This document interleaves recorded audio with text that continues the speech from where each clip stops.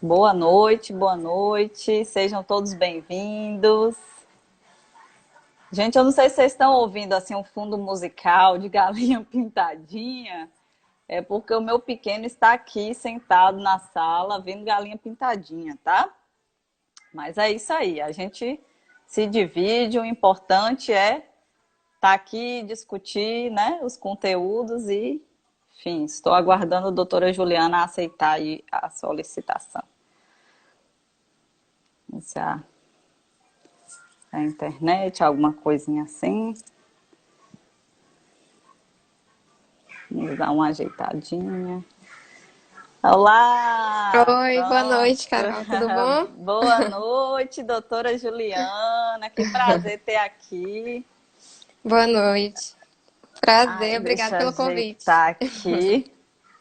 Gente, hoje eu fiz o convite à doutora Juliana e hoje ela está aqui conosco para falar, né, um pouquinho aí das alterações endócrino-metabólicas que o paciente em tratamento oncológico pode vir a apresentar. E às vezes, assim, o paciente deixa um pouco de lado, né? E a gente sabe quão complicadas as coisas podem se tornar, né? Se não tratadas. Então, porque às vezes o foco fica tanto ali no tratamento oncológico, tanto no câncer, que se esquece as outras questões. E como eu venho falando aqui sempre, né? Os tratamentos oncológicos são muito complexos e cada vez mais vindo tratamentos novos com mecanismos aí também bastante desafiadores, né, para nós como equipe de saúde. Então, a equipe e o envolvimento multidisciplinar é importantíssimo, né, e dessa parte de endócrino metabólico é muito importante, né. Então, quem quiser, quem tiver dúvida também, tá certo? O pessoal que estiver usando algum medicamento, que estiver apresentando algum sintoma desses que a doutora Juliana vai estar aqui comentando, vocês podem colocar que eu vou estar vendo as questões e passo para ela.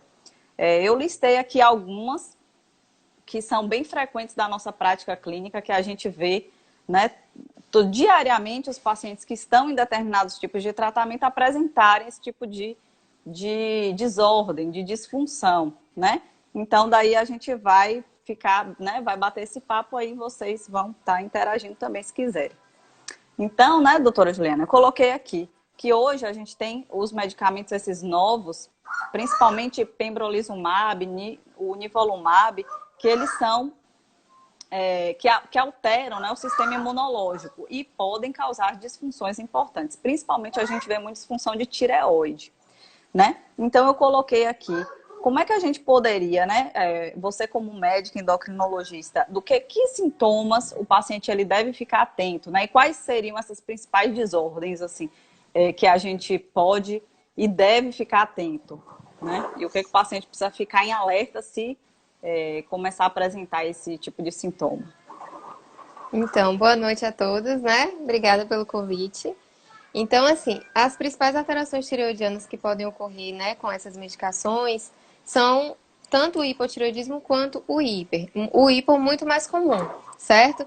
Só que, assim, muitos pacientes, eles desenvolvem o hipotireoidismo, só que antes de evoluir para hipo, eles têm uma tireotoxicose, que é justamente o hipertireoidismo na fase inicial, porque essas medicações elas acabam causando, né, uma inflamação na tireoide, rompe folículo, libera hormônio tireoidiano na circulação, É então, isso. então tem uma tireotoxicose transitória.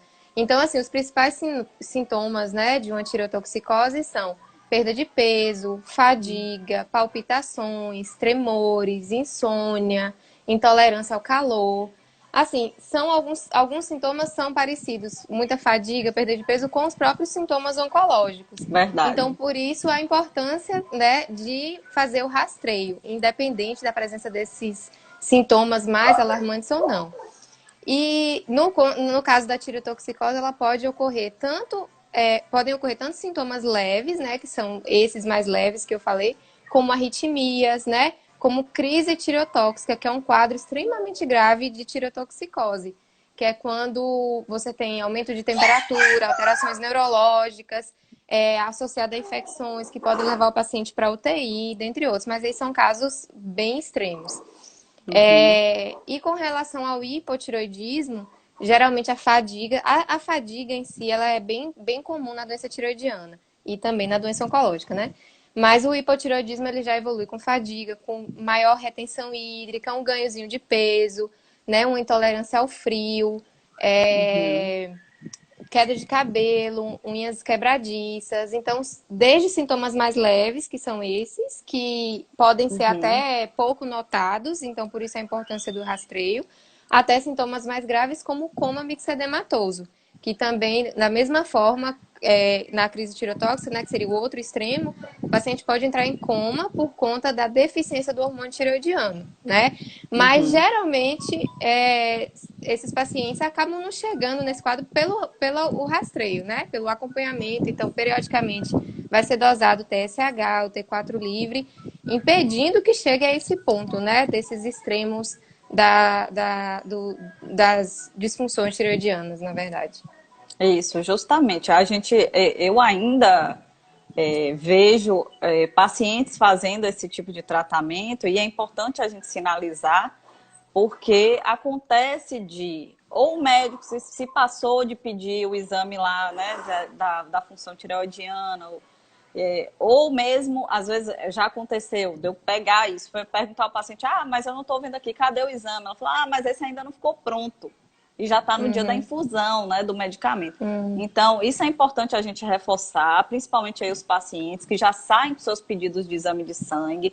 Verifiquem com o laboratório que vocês fazem qual é o tempo que esses exames vão ficar completamente prontos que dê o tempo necessário para o dia da infusão desses medicamentos, porque a equipe precisa estar avaliando esses exames, né? Porque, como você mesmo É. falou, precisa estar avaliando, porque esses sintomas eles se correlacionam muito, né?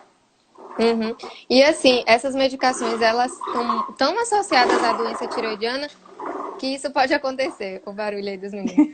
Isso pode acontecer Deus desde, está aqui. é, isso pode acontecer desde a primeira infusão, né, nos primeiros dias, Exatamente. até semanas ou meses. Mas, assim, Exatamente. pelo menos existe uma indicação de antes de você iniciar, né, você fazer a dosagem da função tireoidiana, até porque os Uhum. pacientes que já têm disfunção tireoidiana, eles também precisam ser monitorizados, porque eles podem evoluir com piora da Sim. função, ter que ajustar a dose de remédio. Inclusive, os que já Uhum. têm hipotireoidismo, eles podem fazer tireotoxicose e aí precisar reduzir remédio na evolução por Não. um período. Então, assim, tem que dosar a função tireoidiana antes e logo nas primeiras infusões, Nossa. principalmente, né? Para fazer esse rastreio. Então, um alerta aí também para os pacientes que já têm, que já tratam, né, com seus medicamentos lá, que já estão bonitinho, direitinho com aquela dose lá certinha, mas que realmente isso aí pode vir a complicar o meio de campo, né, atrapalhar, e se já tem um acompanhamento com o seu endocrinologista, ficar mais próximo ainda, né? Então, né, Justamente. e o tratamento? Então, como é que ele deve ser feito e conduzido? A gente vai estar orientando, né, que esse paciente ele vá para o endócrino e como é que é feito, né? Então, Esse assim, tipo de tratamento. no caso, como eu falei para vocês, o mais comum, no caso do hipertiroidismo, é a tireotoxicose sem um hipertiroidismo real. Por quê? Porque essas substâncias, elas causam a inflamação, uma tireoidite destrutiva, né, na verdade, e aí libera hormônio na circulação, mas a tireoide em si, ela não está produzindo muito hormônio. Então, isso, em geral, é transitório. Então, normalmente, a gente não usa a medicação que a gente usa para hipertireoidismo, a gente usa remédios sintomáticos, né? Então, a gente usa beta-bloqueador para controlar os batimentos cardíacos. Em casos graves, a gente pode usar o corticoide, entendeu? Para diminuir o Isso, processo inflamatório. verdade, eu uso mesmo. Uhum. Na tireotoxicose, em geral, o tratamento é esse. Existem alguns relatos de doença de Graves associada a essas medicações, mas é raro, muito raro, né? O mais comum é realmente a tireotoxicose transitória. Isso, Aí, e se uhum. evoluir... diga. Pode falar. Não, pode falar. Em caso de evoluir com doença de Graves, aí a gente vai tratar como uma doença de Graves, né? Que aí a gente vai ver os anticorpos positivos, né? Na cintilografia a gente vai ver que a glândula está captando, porque a glândula está produzindo muito hormônio. É ao contrário da tireotoxicose pela tiroidite, que a glândula não capta muito iodo, na verdade, né? Então, assim, o tratamento vai depender dessa situação, mas o mais comum é precisar só de beta-bloqueador e de corticoide Corticoide. na Uhum. tireotoxicose. No caso É, do hipotireoidismo, não. O hipotireoidismo a gente vai tratar como um hipotireoidismo comum, né? Com levotiroxina, que é o hormônio tireoidiano. E, em geral, a tendência é que esse hipotireoidismo ele seja irreversível, né? porque exato. lesou a tireoide e aí essa É, lesão é o que a dificilmente ela gente vai ser vê. recuperada. É. Aí Exato. É vai o que a tratar gente como vê na hipotireoidismo prática comum. mesmo. É o que a Uhum, gente vê na prática e o paciente precisa ficar atento, né? Como eu falei, de fato, assim, a prevenção, o que a gente pode orientar é manter os seus exames regulares, né? Dentro do prazo certinho para que a equipe esteja avaliando se já tem alguma condição aí que já é acompanhado por endócrino, ficar mais próximo ainda uhum. desse profissional, né, que vai estar acompanhando de perto e vai poder estar fazendo esse manejo, porque muitas vezes também quando tem que entrar com corticoide, a gente precisa interromper lá a imunoterapia, temporariamente, por conta de interação. E aí depois vai se dosando isso aí e volta, né? Mas é Uhum. importante fazer essa muito bem colocado. Então, também tem outros quimioterápicos, né, que causam aí também elevação de glicose, né, da glicemia do paciente, que não necessariamente tem nenhum problema, né? Então, Uhum. para esses pacientes, né, tem algum sintoma que de repente ele também que já possa assim, estar apresentando uma elevação da glicemia, assim, quando é mais ou menos esse valor começa a dar sintoma, né? Porque a gente sabe que a evolução, tanto de um paciente diabético mesmo, né, tipo 2, às vezes só vai Uhum. detectar ou nos exames mesmo de rotina, né? Ou então quando essa Uhum. glicemia está extremamente elevada, Então, para é. dar alguma coisa mais assim, tem algum indicativo aí para o paciente que está em tratamento oncológico que a gente pode dar como. Então, assim, depende também das medicações. Porque, por exemplo, tem alguns inibidores de checkpoint imune, né? Que são dessas Isso, classes que você falou inicialmente, que eles podem causar um isso. diabetes com deficiência de insulina, que parece um diabetes tipo 1, né? Uhum, Inclusive, pode ter, em alguns casos, de autoimunidade. Então, nesses casos, geralmente, o diabetes ele abre mesmo como diabetes tipo 1, com perda de peso, né? Com polidipsia, que é excesso de sede, poliúria, que é excesso de uhum, urina, polifagia, que é o excesso de fome, emagrecimento. Então, pode abrir com quadro clássico de diabetes tipo 1. E evoluir com deficiência de insulina. Inclusive, esses pacientes têm risco de entrar em cetoacidose, que é um quadro grave de um diabetes descompensado, né? Pode levar a uhum, coma e tudo. Mas isso é muito raro. Mas alguns imunoterápicos uhum. podem levar a isso. O mais comum é que as alterações glicêmicas elas ocorram inicialmente mais assintomáticas, né? Então, com alteração no exame de sangue, glicemia de jejum alterada, hemoglobina glicada alterada. Então, assim, não existe um ponto de corte exato para dizer, a partir desse valor, a glicemia vai Vai. dar sintoma. Depende muito da evolução, do mecanismo, na verdade, né, da Sim. hiperglicemia. Né? Se você tem Uhum, uma hiperglicemia mais por deficiência de insulina ou mais por resistência à insulina, mas, uhum. inclusive, os pacientes com resistência insulínica, eles podem ter glicemias elevadíssimas e não estarem com tanto Não, sintoma no com momento do sintoma, né? diagnóstico. Por um mecanismo de Uhum. adaptação. Mas, em geral, os quadros, na maioria das vezes, iniciam com aumento de glicemia identificado pelo exame de rotina de hemoglobina glicada e pouco Sim. ou não sintomático, certo? Os quadros Uhum, mais sintomáticos vão cursar com, como eu falei, excesso de urina, perda de peso, excesso de fome, excesso de sede uhum. e podendo levar a quadros graves de cetoacidose ou coma hiperglicêmico. Ainda tem essa questão, né? De fato, para determinados tipos de quimioterápicos, de antemão a gente já orienta que o paciente ele precisa com urgência passar por um nutricionista. Porque a gente já sabe que esses medicamentos eles podem e eles têm um potencial grande de alterar isso aí, né? Então, a gente sabe que também aquele paciente que vai mais direitinho na questão da dieta, do como é que eu digo, seguir um plano alimentar adequado, né?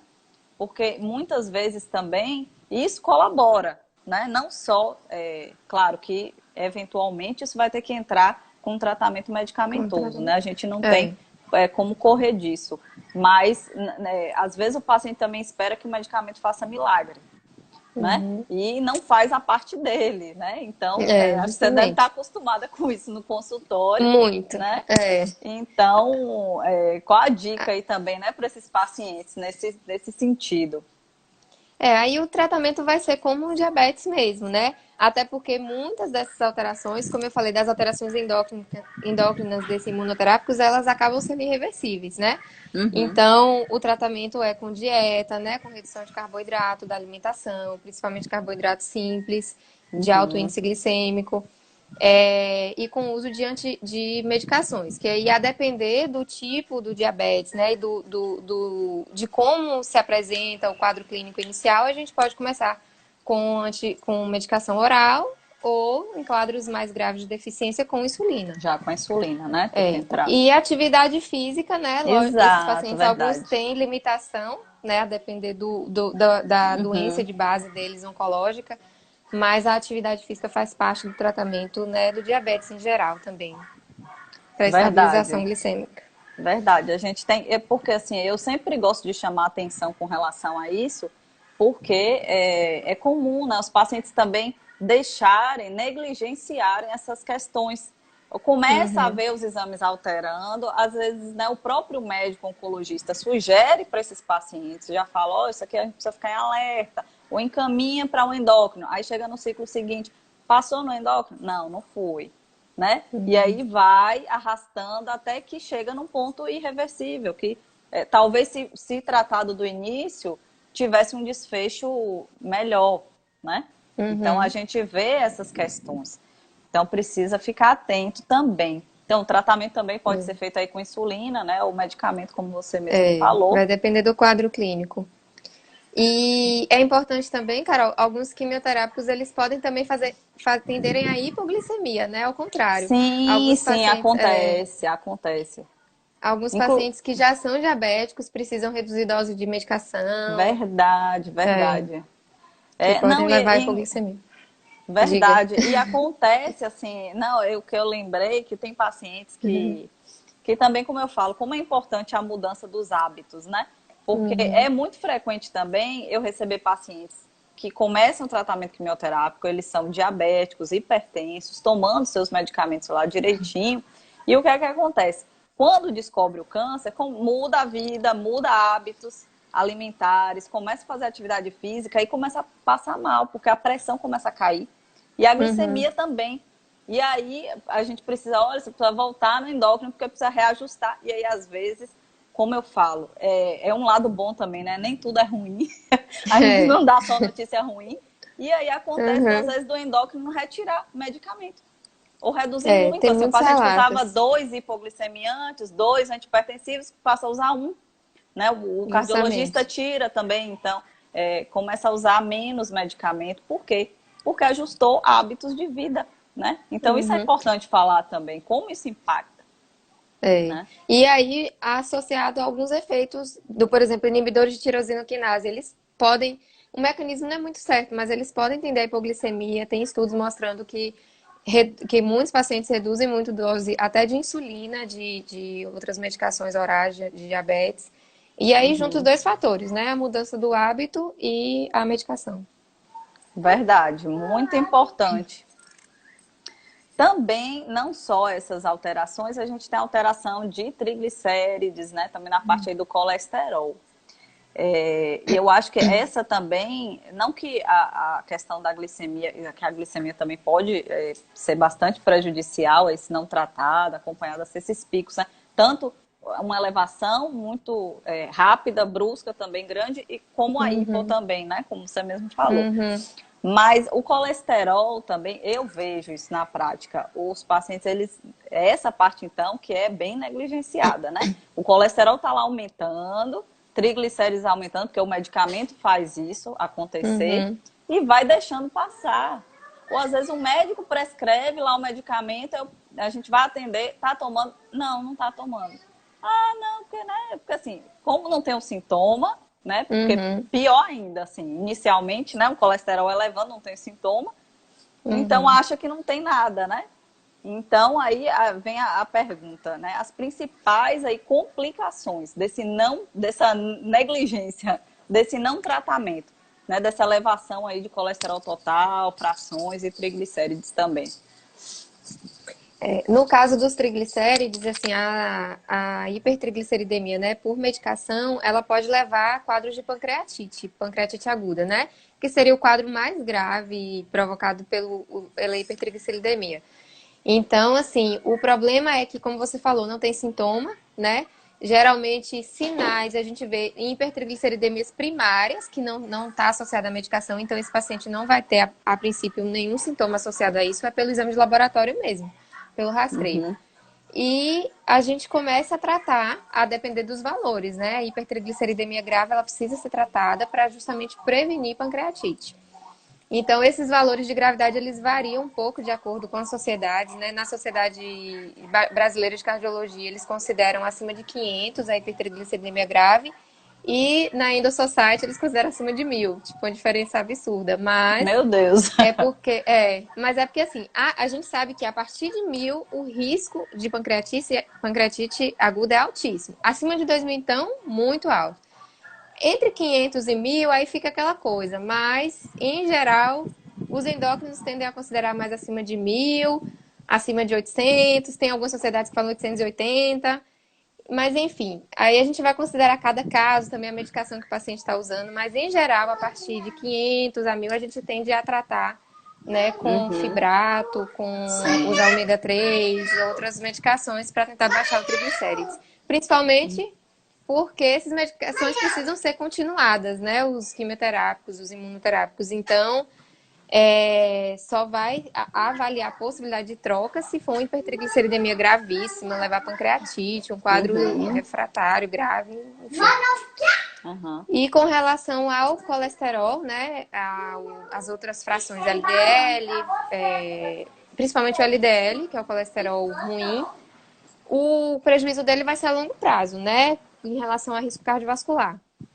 Então, assim, muitos desses pacientes, né, são pacientes já diabéticos, hipertensos, como você mesmo disse, e são pacientes que já têm um risco cardiovascular prévio, né? Pacientes tabagistas e tudo, que já têm Verdade. esse risco cardiovascular prévio. Então, o aumento do colesterol vai elevar esse risco, e aí a gente vai avaliar as metas que existem hoje para serem tratados, para prevenir o risco a longo prazo. Não vai ser um risco de agora, né? Vai ser daqui 10 anos, o aumento de risco de AVC, de infarto, risco cardiovascular. Agora é isso. Associada a isso também, às vezes o próprio medicamento ele traz um risco cardiovascular também associado. Cardiotoxicidade, outras coisas desse tipo. Justamente. Então, assim, isso potencializa muito, né, a questão do paciente. Então, a gente fica em cima. Eu mesmo fico em cima dos pacientes. Quando tem as indicações, o médico prescreveu, é comum o paciente não estar usando. Ou assim também, começa o tratamento, às vezes até ele já vinha usando, porque já tinha indicação de usar. E aí começou o tratamento quimioterápico, ele acha que agora a prioridade é só o tratamento do câncer. Já teve paciente chegar assim e falou, não, eu não tomo mais nada, porque agora o tratamento é esse. E no dia de fazer a quimioterapia, falou, não, o senhor não tomou, tomava N questões de medicamentos. Não, hoje eu não tomei nada, porque hoje eu vim tomar a quimioterapia. Aí a pressão lá em cima, a glicemia descontrolada. Eu falei, gente, não, aí a gente tem que fazer todo um trabalho de orientação. Então, se você aí está fazendo, já tem o seu acompanhamento, seus medicamentos de uso habitual, não vai deixar, né, de tomar. E se porventura acontecer da necessidade de tomar o medicamento durante o tratamento, também precisa seguir, né? Porque essa questão é muito, muito importante. Porque é isso que você falou. Esses quimioterápicos, imunoterápicos, eles trazem muitos efeitos colaterais, né? A gente está tratando uma doença, mas muitas vezes a gente traz outras coisas que precisam ser tratadas e os pacientes precisam entender isso. Que são tratamentos com muitos efeitos colaterais. Verdade. E assim, né, com base na sua prática também, claro, a gente sabe que tem coisas, né, que o paciente fala, mas eu já estou cansado de saber isso, né? Mas é sempre bom lembrar, né? Você como médica, como na sua prática, o que você vê. E eu não sei se você percebe se é a realidade do consultório lá de endócrino, mas eu tenho visto cada vez mais pacientes jovens, né? Pacientes jovens não só aí apresentando câncer, a gente vê a questão da obesidade também, né? E a gente sabe que a obesidade é um fator de risco grande para vários tipos de câncer, né? E como é que a justamente. gente deve estar aí atuando? Porque eu falo, a prevenção, gente, é o caminho, né? A gente Uhum, prevenir hoje para uhum, não ter. Outro dia eu estava lendo, inclusive, um artigo que saiu falando de doença hepática, e aí que eles detectaram, né, se descobriu algumas alterações metabólicas vistas em pacientes com câncer que estavam lá com hepatocarcinoma. Essas alterações começaram mais de 10 anos antes. Eles uhum, conseguiram fazer essa associação acompanhando no tempo mesmo esses pacientes. Então, assim, coisas uhum, que foram vistas 10 anos atrás foram uhum. determinantes para o desenvolvimento de um hepatocarcinoma. Então, como a gente pode começar hoje, né? Aí você como médica e que tem essa realidade no seu consultório também, que deve tratar obesidade, né, e outras questões. Pois é, eu sempre falo para meus pacientes, né? Quanto mais cedo, melhor. O ideal é a gente ensinar desde criança, né? Porque é muito mais fácil uma criança crescer com hábitos saudáveis do que um adulto Verdade. mudar hábito. Muitas vezes o adulto muda mais pela dor. É verdade. Mas a gente ensinar as crianças, a gente ensinar as crianças desde cedo a ter hábitos, e isso envolve a família inteira, porque para uma criança, a criança ela aprende, ela faz o que ela vê, não o que você diz para ela, né? Então a gente precisa Verdade. incentivar, precisa dar exemplo, precisa criar um ambiente mais saudável dentro de casa, uma alimentação saudável, uma rotina de atividade física desde criança, adolescente, para ele crescer com isso. Porque é o que você falou. Hoje, essas doenças metabólicas, elas estão muito associadas a várias neoplasias. A obesidade é fator de risco para câncer de endométrio, para câncer de mama, para diversos cânceres que estão associados ao aumento de estrogênio, tudo. Então, assim, Muito. fora as outras doenças cardiovasculares, que é o que mais matam, né, atualmente. Então, isso vai ser mudado vai ser prevenido com hábito de vida desde a infância. É o que precisa É, ser feito, na verdade. isso é verdade. Eu sempre reforço, e é como eu falo também, se você já está já numa certa idade, né, a gente já tentar ir fazendo um pouquinho cada dia, né? Mudando aos poucos, porque Aos não se muda poucos. hábito de um dia para o outro, né? Não muda. Às vezes Tem a que ser pessoa aos quer um poucos. milagre também, ou espera um milagre que o medicamento vai da noite para o dia abaixar. Ah, é importante, lembrei disso agora também, né? A questão dos É, medicamentos para o colesterol, se eu não me engano, porque eles não sim. atuam assim também tão rapidamente, né? Então, É, às vezes, o paciente, ele também acompanha o exame de sangue, ele mesmo dá o diagnóstico, né? E é. às vezes fala assim, Carol, mas eu tô vendo aqui, ó, eu tô tomando o medicamento direitinho, isso aqui não tá abaixando, né? Mas o Então, triglicérides que tende a baixar mais rápido, mais né? Ele rápido. em geral responde É. bem à dieta. Uma outra coisa que eu esqueci de falar, o triglicérides não só medicamento, mas dieta é muito importante. Ele responde muito mais à dieta, por exemplo, do que o LDL para baixar.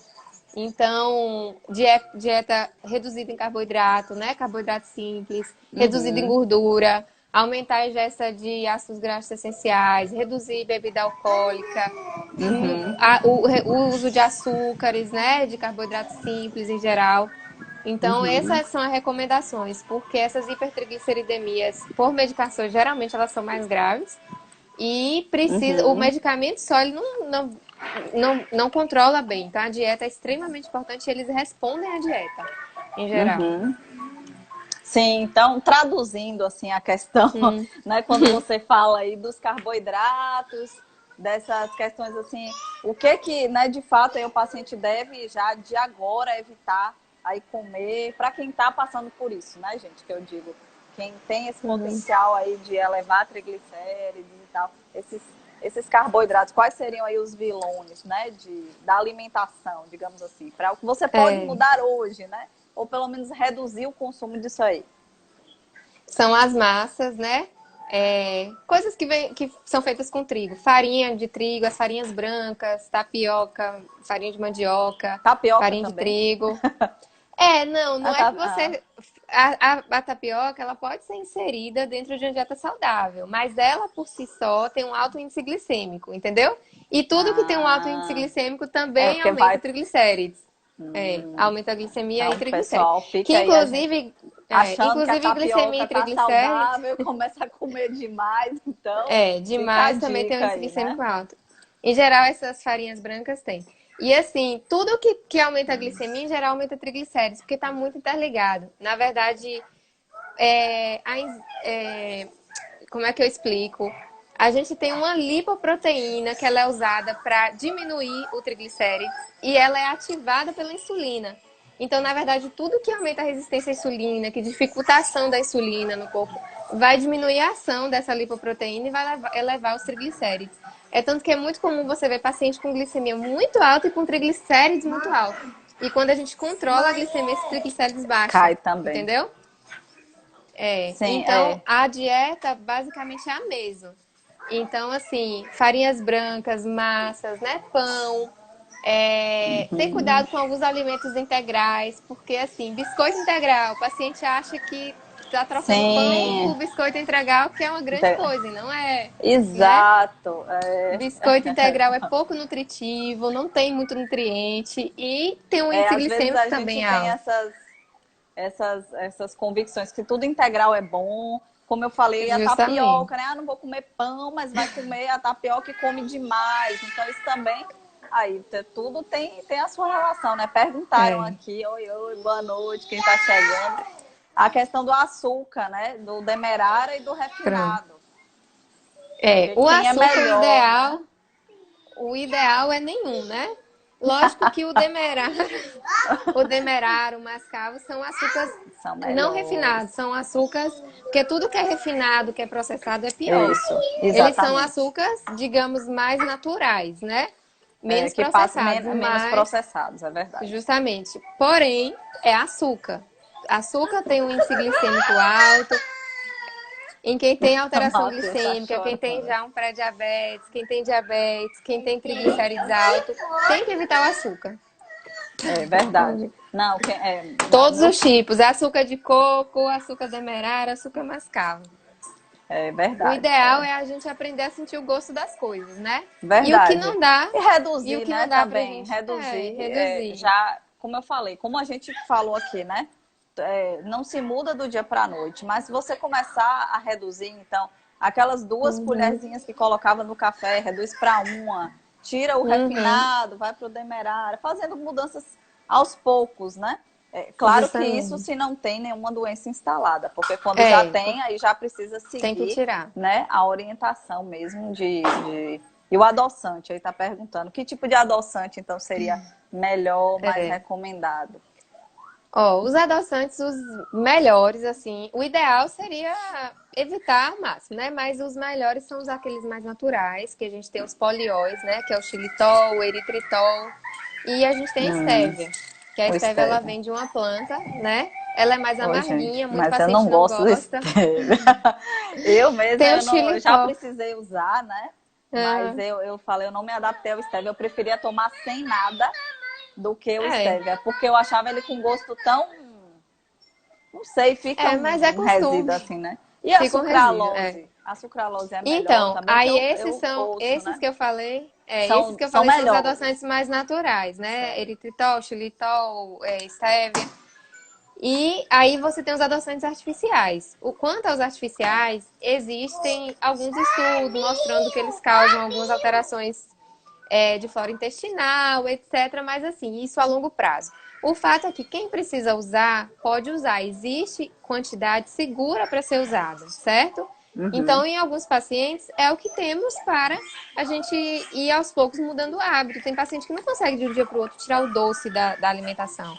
Então, os adoçantes artificiais entram nesse caso aí, entendeu?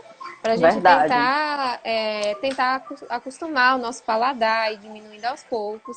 Mas existem quantidades seguras desses adoçantes que podem ser usadas. Uhum. E aí entram alguns estudos, né, de longo prazo que falam dessa questão da desbiose e tudo, associada ao uso de adoçantes artificiais, mas Uhum. em alguns casos é o que temos para usar. Não, eu já tive desbiose, né? Falar é terrível, assim, gente, é triste demais. Mas, Uhum. não, mas de fato, a gente começar a incluir mudanças que vão trazer benefícios, eu acho que já é uma grande evolução, porque também, às vezes, o paciente pensa que precisa, não, porque agora eu estou vivendo isso, eu preciso mudar. E aí esse impacto também é muito negativo, porque a alimentação está muito ligada a essa questão de emocional, né? Uhum, Psicológico. Então, você cortar isso assim, né? Eu acho que é muito traumático também, né? Já começa uhum, a tirar assim, tudo de uma vez. Mas já incluir essas mudanças, manter, né, um acompanhamento aí. Então, o que que, uhum. né, geral, assim, passando o balanço geral para o pessoal de dicas, né, com relação a essas alterações endócrinas, metabólicas todas, porque é um universo muito grande, né? Se a gente fosse É. parar aqui para falar, era de cada uma, era uma live, olha lá, muito tempo, né? Para falar Uhum, tudo, mas, assim, eu queria deixar uma mensagem aí para os pacientes que estão em tratamento, desses sinais, esses sintomas esses alertas, né, para estar prestando atenção e não negligenciar essa questão, que é um efeito secundário, mas não menos importante, uhum, né? justamente. Então, Então, assim, o importante sempre é o rastreio, porque a gente sabe que são alterações que têm uma chance grande de acontecer, né? Então, é algo conhecido, então precisa ser rastreado. E aí, os sintomas mais comuns que podem acontecer, que podem deixar o paciente em alerta, né? Caso ele já tenha algum tempo sem fazer os exames, não tenha tido, né, nenhum diagnóstico ainda, seria muita fadiga, que na verdade pode se confundir com a fadiga da própria doença de base, né, da doença oncológica, mas muita fadiga, muita perda de peso. Então, o paciente já estava se recuperando e começou a perder mais peso, ou então começou a ganhar peso muito rápido, né? Paciente com muita intolerância, né? Essa questão de intolerância ao calor, intolerância ao frio, palpitações, tremores nas mãos, né? Uma insônia que ele não tinha, né? Uma irritabilidade que ele não tinha. é isso, É... Então, além disso, náuseas, né? Muito enjoo, muita tontura. Alguns medicamentos podem dar. Só é que verdade. também é um sinal de alerta, porque assim, a gente nem chegou a comentar, mas tem a insuficiência adrenal, que pode acontecer caso raro, mas pode ser precipitada também por algumas medicações, alguns imunoterápicos. E aí pode cursar com náuseas, com vômitos, dor abdominal, né? Levar a um quadro de crise adrenal grave, apesar de ser raro. Então, náusea, vômito, perda de peso, excesso de urina, excesso de sede, Sim, excesso de fome. Em geral, são esses sinais. Então, o que acontecer de diferente em relação a isso, que te verdade. alerte, né, para que alguma coisa está errada, tem que conversar com seu médico para explicar que está acontecendo isso, porque aí precisa ser rastreado, né, a glicemia, a função tireoidiana, para ver se algo está acontecendo, já que são efeitos colaterais que podem e com grande frequência acontecem. Verdade. Não, como eu também sempre oriento os pacientes, eu falo, se você tá, tudo que fugir do seu normal, ou normal a Justamente. partir de agora, começou o tratamento, tá bem ajustado com os sintomáticos, com os medicamentos para enjoo, né? Já sabe aí os dias que tem mais fadiga, nos demais já fica melhor. Então o paciente começa a se conhecer. Opa, começou a fugir Uhum, desse padrão, voltei a sentir algumas coisas, né? Lá para o meio do ciclo, né? E aí isso uhum, já é também esse sinal de alerta importante que deve sim buscar ajuda, comunicar ao seu médico e se já faz um acompanhamento, né, com algum uhum, endocrinologista, contactar esse médico porque ele também precisa estar participando aí desse processo também, né, do justamente. tratamento. A gente Uhum, conversa sobre isso, né? Também os cardiologistas, né? O paciente que já tem algum problema cardíaco, eles também têm que estar envolvidos, né? E quem uhum, ganha com é o certeza. paciente, né? Esse envolvimento multiprofissional, multidisciplinar, Justamente. para justamente é o foco no paciente, né? No integral Uhum, e não as uhum, partes, né? Porque às vezes o paciente ele reclama, ele fala, ai meu Deus, parece que agora eu sou várias partes, cada um toma conta de uma coisa e eu de não sei uma. mais para quem eu olho, eu não sei quem eu sigo. E aí, mas é importante nessa conversa, né, doutora? Assim, e também entre vocês médicos de estar Uhum, trocando isso, de estar participando, porque de fato, tem coisas que o paciente ele não vai entender e às vezes ele nem quer entender, né, do processo. é, Mas ele precisa ser cuidado e precisa cuidar, né? Então, acho verdade. que esse é o ponto e a prevenção, como a gente vem falando aqui, trocar aí Uhum, tudo que puder, esses, aliás, assim, o que é industrializado, eu ouço falar assim, o pessoal mais naturalista, né? Que no mercado você compra produto de limpeza. Na feira que você compra a sua alimentação, as coisas para comer, na feira, né? Ali, fruta, verdura, enfim, que deveria ser assim, né? Então, que cada Justamente, vez a mais alimentação saudável é a alimentação de verdade, a alimentação que a gente acha na feira mesmo, no açougue. Pois então, gente do céu, me desculpa As que os crianças meninos estão estão. querendo destruir a casa. Mas, então era isso, eu queria deixar esse recado, né, que cada vez mais a gente de fato atue na prevenção e que a equipe, né, esteja envolvida aí no cuidado ao paciente oncológico, que é um paciente mais crítico, mais complexo de uma maneira geral, né, e requer essa atenção de todos os profissionais, né? E eu Verdade. fiquei assim, muito feliz em você ter aceitado o meu convite, né? Muito feliz em estar aqui conversando hoje sobre essas questões. Também quem tiver dúvidas, gente, ao longo aí, segue lá a doutora Juliana, né? Ela não Pode é daqui de perguntar. Salvador, quer dizer, não está morando aqui, né? No momento que você quer falar, Ju, onde você está, onde você atende. Também quem É, quiser te procurar para, de repente, tirar uma dúvida ou mesmo para fazer um atendimento, né? uhum. Eu moro em Santo Antônio de Jesus, né? E trabalho aqui e em Cruz das Almas. Aqui em Santo Antônio de Pronto. Jesus, na região é Cruz das Almas.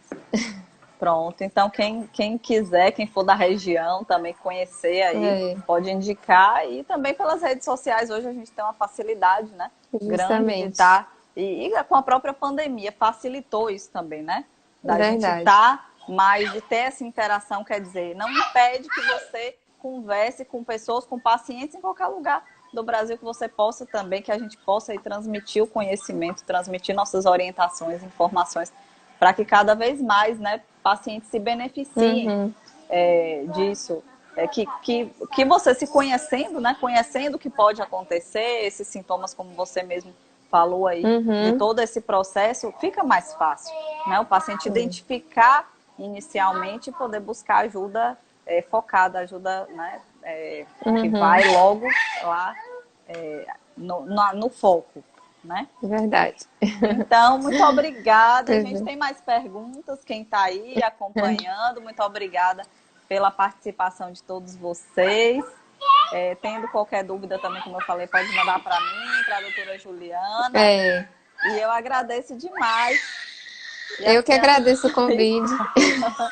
Eu agradeço o convite. Foi muito bom estar aqui falando, né, sobre esse tema, que é um tema do meu dia a dia, assim, essa questão mais das alterações endócrinas, não necessariamente do câncer, mas é um tema que eu gosto bastante. Deixa eu ver. A No Angélica caso, tá falando atendendo por telemedicina. telemedicina? Tá atendendo Eu por telemedicina? Não. tô Tá? atendendo. Tô. Ah, então aí, ó, melhor ainda, qualquer É, coisa, gente, pode entrar em contato, tá? Com a doutora Juliana. Gente, me perdoe. Deus, os dá meninos um estão beijo aqui aí nos meninos. acabando com tudo. Viu? Mas muito obrigada por Pronto. tudo.